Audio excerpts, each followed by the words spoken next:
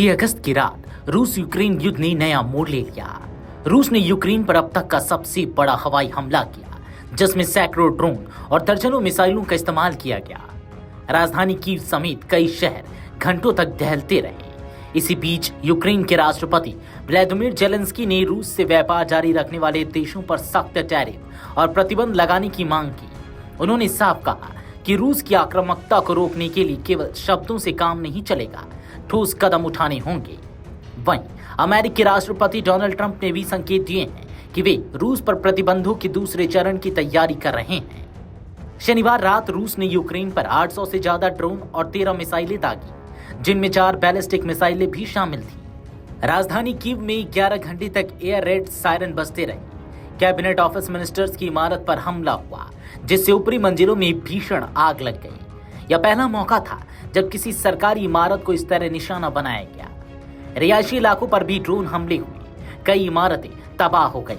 शुरुआती रिपोर्ट में दावा किया गया कि कुछ ड्रोन बेलारूस की दिशा से यूक्रेन में दाखिल हुए। इस हमले में एक बच्चे समेत कम से कम 2 लोगों की मौत हो गई और कई घायल हुए। हमले के तुरंत बाद राष्ट्रपति जेलेंस्की ने सोशल मीडिया प्लेटफॉर्म एक्स पर पोस्ट करते हुए कहा कि अब वक्त सिर्फ बयानबाजी का नहीं है।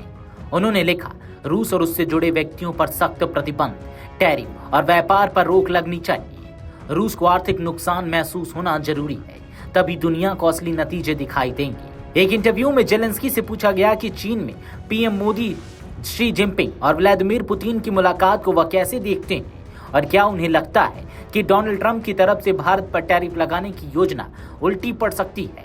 इस पर उन्होंने जवाब दिया, रूस के साथ सौदे जारी रखने वाले देशों पर टैरिफ लगाना सही विचार है। जेलेंस्की ने कहा कि पुतिन दुनिया की सहनशीलता की परीक्षा ले रहे हैं और अब ठोस कार्रवाई के बिना हालात काबू में नहीं आएंगे। रूस के हमले और जेलेंस्की की नाराजगी के बीच अमेरिकी राष्ट्रपति डोनाल्ड ट्रंप ने भी संकेत दिए हैं कि अमेरिका रूस पर नए प्रतिबंध लगाने जा रहा है।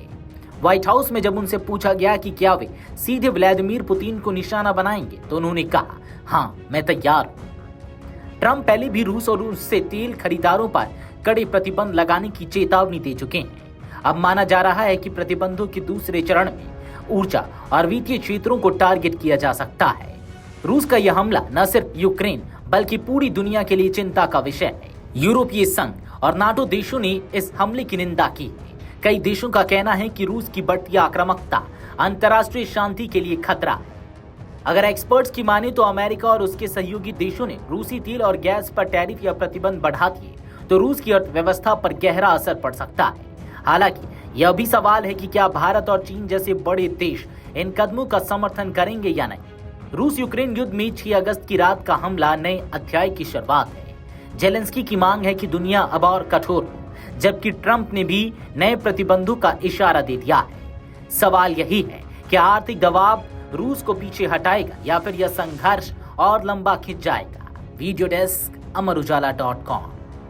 अगर आप ये वीडियो YouTube पर देख रहे हैं तो हमारे चैनल को सब्सक्राइब कर बेल आइकन दबाएं और Facebook पर देख रहे हैं तो हमारे पेज को लाइक करें।